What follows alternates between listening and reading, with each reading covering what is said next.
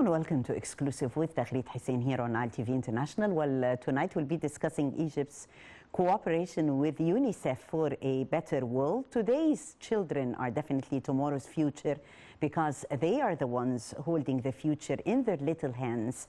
So what we give to them today is definitely our tomorrow.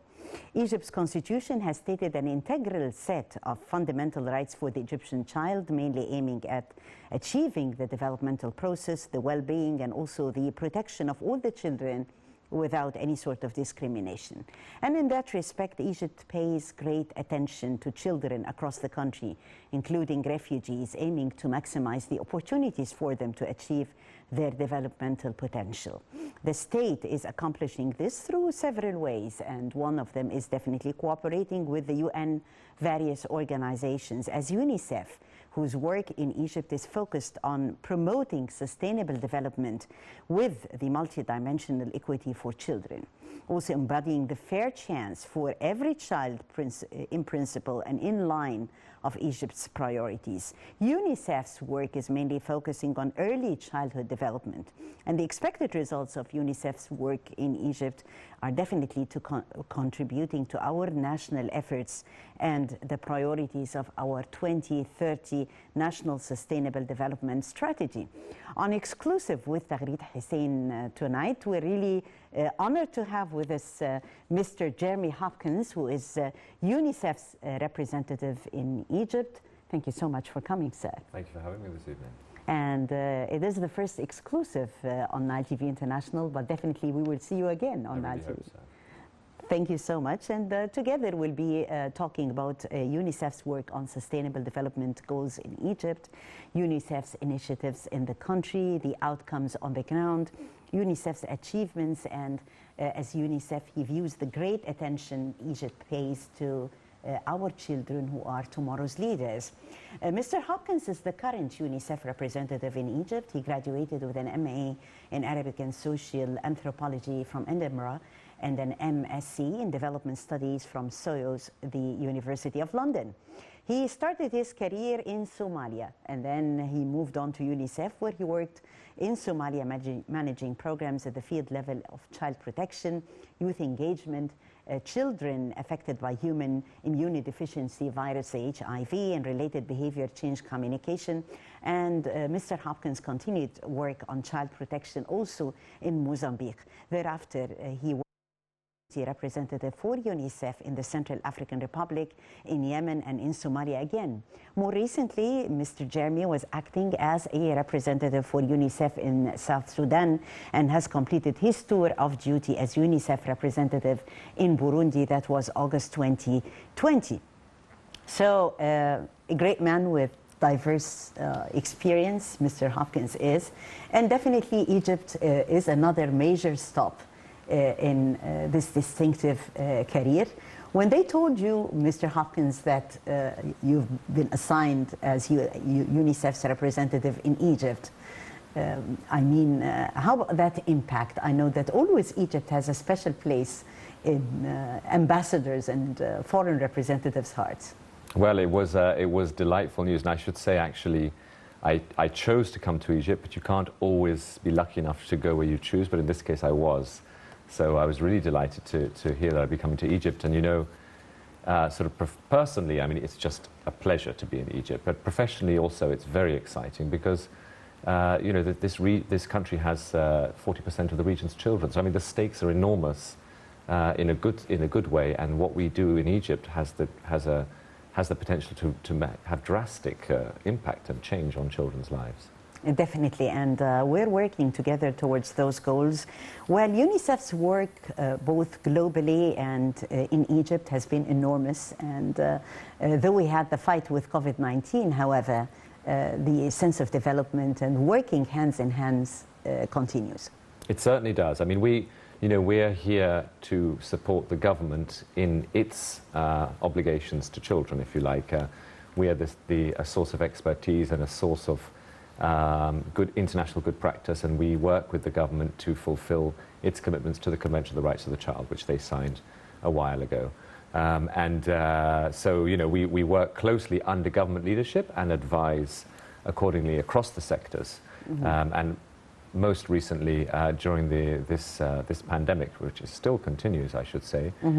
It's been very challenging, but we've worked closely with the different ministries with whom we work to advise, to provide support where we can, and to respond to requests for support where we can. Yes, definitely. Well, the whole world was brought to a standstill during COVID-19. However, UNICEF had responded professionally to this pandemic. So if you would kindly highlight the measures that has been undertaken in order to fight the pandemic and at the same time to continue working, because life goes on. It certainly does, yes. So at the onset of the pandemic, I think the whole world was reeling a little bit, and so we stepped in where we could with some very specific supplies. For example, we provide about 6 million pieces of protective equipment for the Ministry of Health to use. We stepped in with some emergency funding that we could find here and there. As things have settled down, we are sort of going to our normative role, which in the pandemic is twofold with the Ministry of Health. And one is providing support on logistics and cold chain, which means the vaccine cold chain, so that vaccines are kept cold until they need to be used. And the other piece is the behavior change. As you know, a lot of the response to the pandemic has been to try to persuade Egyptians to behave in a way that will keep them safe. Mask, distance, hand washing, essentially. And now, of course, there is a whole behavior change piece around the vaccine acceptance. So that's another area where we're working closely with the Ministry of Health. That's but great. then we have the other parts of the impact, which has largely been around education. Of course, we well know that the challenges all over the world were how do we keep children learning during the pandemic, during this period when the schools were closed. So we've been accompanying the ministry to provide expertise where we can, support where we can, to make sure that the most vulnerable children continue learning from home during the pandemic, and back at school as soon as it was safe and the government deemed it safe for children to come back to school. Yes. Mr. Hopkins, talking about the children's well-being, and also when it comes to social inclusion, we find that UNICEF is definitely exerting effort in that respect. Yes, we are, and actually it's interesting you should ask that, because this week, last week, we've launched a campaign on social inclusion, and here we're looking at any child who for some reason might be potentially excluded. So we have children from very rural areas, we have children from very poor families, we have children who are migrants, children who are refugees, children who are disabled. I think there's a huge piece of work to be done to work with the mainstream to include people who are less fortunate for whatever reason than ourselves. So we've been doing a lot of communication work. We also do a lot of program work around that. So we work again in the education system to include disabled children, for example, and we train the teachers and the school management on how to do that in an appropriate way. And we ensure that any programs we do offer will be either targeting directly, or we make sure that any vulnerable or marginalized, excluded children can access. And I should say we've had excellent support from our Goodwill ambassador, Munazaki, who's been very helpful in helping us promote these messages, and she's actually contributed in a big way to that campaign. Yeah, I was just to ask concerning the choice of UNICEF's ambassadors, and how far is their contribution fruitful in carrying out the message to the viewers and the public? So enormous, actually, because I mean, UNICEF, we do work around, if you like, programmatic, substantive work that we do with the different ministries with whom we work. But then there are a lot, as I mentioned, is around behavior change. And if we can get champions to fly the flag for certain behaviors, like, you know, bring your child to be vaccinated, make sure your girl stays in school, or make sure you enroll in school at the right age, or please do not bully other children, or let's include the most vulnerable children. If we get known characters doing that, known champions from within Egyptian society, such as our Goodwill ambassadors, I think the message carries much further. Definitely it is. And here is the latest message on behalf of UNICEF, and let's watch together. We'll be back discussing further more concerning the targets and the objectives of UNICEF, and we're really honored to have with us on the first exclusive with the Egyptian television and with Nile TV International, Mr. Jeremy Hopkins, UNICEF's representative in Egypt. شغفنا الحتة اللي بنلاقي فيها نفسنا، حلمنا اللي بيسبق خطواتنا، وخيالنا اللي ورانا مستقبلنا. اللحظات الصعبة اللي بتزعلنا من الدنيا كلها، والناس اللي بتسهلها علينا، الخوف من حاجات صغيرة فكرتنا بذكريات أليمة، وحركات بسيطة رسمت في قلوبنا سعادة كبيرة، شكة الدبوس اللي محدش فلت منها، الفخر بإنجازاتنا الصغيرة، إحساس الأمان اللي بيجي مع فتحة الباب، والفرحة اللي حسستنا إن العالم كله لينا. تفاصيل قصصنا كتير وإحساسنا بيها بيوحدنا. بصوا حواليكم هتلاقونا بنتقابل في نفس الضحكة ونفس الألم. مهم نعرف أولادنا إننا مختلفين، لكن اختلافنا مش بيفرقنا.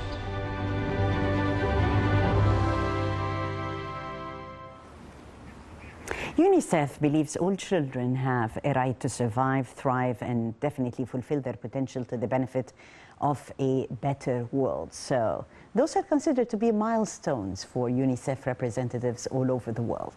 They certainly are. They're actually the principles by which we stand. So we have a country program of cooperation with the Egyptian government where we basically work through how we can achieve those objectives together with the Egyptian government and be sure that we're aligned with the 2030 vision of the Egyptian government and the Sustainable Development Goals. So we've got 5-year programs that go through its cycle, and we're coming towards the end of our current program cycle and therefore into the design of the next one, which offers us great opportunity to look again, see what the situation is, what are the latest challenges, analyze, and then decide how we nuance, how we tweak, always under the leadership of our line ministries, and then, of course, in partnership with other actors in civil society. Yes, in partnership with other actors of civil society. We'd like to know more the sense of cooperation between UNICEF and the civil society organizations in order to achieve targets. Plus, of course, if you would kindly highlight more on the pillars of the new one, then that would be great to make our audience would share with us the new plan of action. So we don't yet have the new plan of action. We're just starting its design now, but I'll tell you one sort of insight which is going to be a little different from the previous program, and that is our work around young people.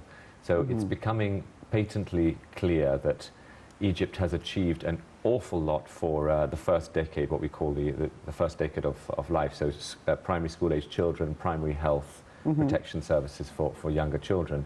Where I think there's a lot of work still to do is with the adolescents and the youths. Yes. And so, you know, if you look at what young people want, they want to be accompanied on their transition from learning to earning.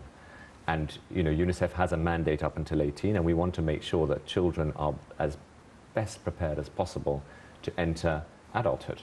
And that can be with entrepreneurship skills, it can be with life skills, and it can be with employability skills. And it requires, of course, many other actors from the UN, and of course it requires the leadership of government and many, many different ministries to make that work. But that's going to be a bigger emphasis in our new country program. And in terms of the question around civil society, you know, we firmly believe that our program here and in any country the way UNICEF works is led by government, but there is always a place for civil society organizations. They are often the closest to the community. They're able to have those frank conversations around behavioral issues, behavior change issues that we talked about earlier. So we work with many different civil society organizations, some of which are better known, Al-Azhar, the Coptic Church, yes. Others of which are international NGOs, some of them are local NGOs providing services through the Ministry of Social Solidarity, who we rely on enormously to deliver our program. So there's a whole range of actors, and we work with them all. That's great news, and I'm really glad that you mentioned the youth because, as you know, President Abdel Fattah al-Sisi invests in Egypt's youth. We launched here in Egypt the World Youth Forum and the National Youth Conference, which is definitely having a great impact on youth's life because they really felt that they are listened to. Listening to the youth is very important. With UNICEF, it's listening and, as you've said, helping and training them, learning until you'll be able to be earning, which is definitely a plus. Tell me more about accepting the other and social cohesion, because you've been working on that. Some of your words is crucial to teach our children the values of acceptance and empathy. Yes, indeed. And, you know, children are vulnerable to start with, and children who come from a socially marginalized group are extra vulnerable. What we what we work on is either in the classroom environment or outside the classroom environment. We work on building those skills at a very early age to allow children to think, what would I do if I was in his shoes or her shoes? How might she or he be feeling? How can I behave, you know, like a friendly, inclusive person in my environment? Yes. Now, we have some data, for example, that shows that amongst the migrant and refugee communities, they've been much harder hit during the corona pandemic. Their earnings have reduced much more drastically. Their learning has reduced much more drastically. So that calls for us to place even greater emphasis on getting them included back into the mitigation programs that the government is putting in place. And I must say, I have to say that Egypt should be lauded for its inclusive approach. The Ministry of Health, for example, has made very clear that the vaccination rollout against the COVID-19 is available for every person in Egypt, regardless of nationality or legal status. That's impressive. And that really is the right approach, and we encourage that across all programming areas. Right. It's always great to have a sense of recognition, and recognition, you know, is always giving us a boost forward. I heard that there has been a recognition and award for UNICEF Egypt from His Excellency Dr. Ashraf Subhi, Egypt's Minister of Youth and Sports, about the sense of cooperation. And sports is very important for development. Also, Mr. Jeremy, you've been meeting with other officials like Dr. Tariq Shawqi, His Excellency, the Minister of Education, talking local education group that is co-chaired by UNICEF, discussing the global partnership for education to ensure learning and the developmental skills that we're talking about. So those meetings are very important, seeing eye to eye for the future. They are, and I think I've also been very pleased. I'm relatively new in Egypt, but I've been very pleased with the warm welcome that the Egyptian government has shown us, and the different ministries with whom we work have shown me personally. So I have met His Excellency the Minister of Education, His Excellency the Minister of Youth and Sports, and Her Excellency the Minister of Health, Minister of Social Solidarity, Minister of Planning, Minister of International Cooperation, and of course we work closely with National Council for Motherhood and Childhood, Dr. Sahar Sumbati, and National Council for Women. So there's a whole variety of very senior government officials with whom I meet, and it's an opportunity to make sure we do see eye to eye, to make sure that we are responding to what is required of us, and that we're doing so correctly. So the example you just cited, Egypt has become a member of the Global Partnership for Education. That's a great achievement in and of itself. And the Minister of Education has asked us to accompany them with the coordination work that is required for that partnership. And it's a great opportunity to bring partners together around a sectoral plan for education. Minister of Youth and Sports, yes, I was delighted to be honoured last week for our role in promoting sports for development and for promoting young people and young people's issues. It's a great opportunity also to have a conversation about what we are doing, what we want to do, and how we can support the government in doing so. Well, that's great news, and we are always shining together, as they say, and the sky is always the limit. I thank you very much, Mr. Jeremy Hopkins, UNICEF's representative in Egypt. Thank you for coming to Nile TV studios for the first exclusive here on Nile TV International. We're really honored, and I wish you the best of success on your mission. Dr. Taghreed, thank you very much. Thank you. And I thank you, dear viewers, for joining us. That was His Excellency, Mr. Jeremy Hopkins, UNICEF's representative in Egypt. And we will be back again on another exclusive and another top-notch.